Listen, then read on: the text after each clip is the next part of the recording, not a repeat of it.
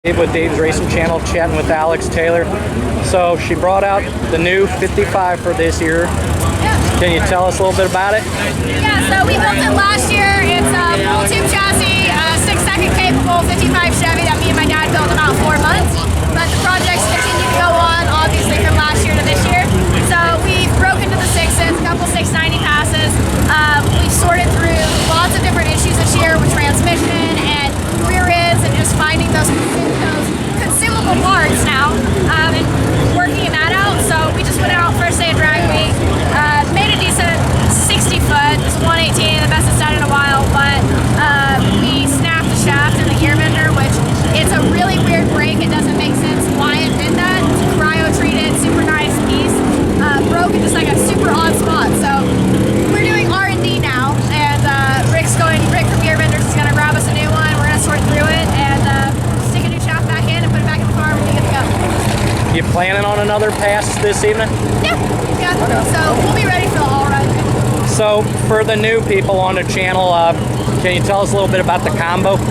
Yeah, so it's big block Chevy, Pro Mod twin turbos, 2088s.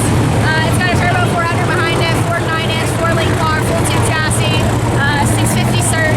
So. All right. Yeah. Hey, thank you, appreciate it. Thank you. Alex Taylor, newly appointed Alex Taylor, as the co-host of the Hot Rod Garage Show on Motor Trend. The hustle is real. Her dad, Dennis, a drag week winner himself, standing up there in the starting line. He is going to be serving as co-driver this week. Normally he's out here with one of his own hot rods, but he's been so busy building stuff with her for his other business. When she first got it out on Rocky Mountain Race Week, it was a 7-second machine, and now it is a 6-second, 200-mile-an-hour 55 Chevy.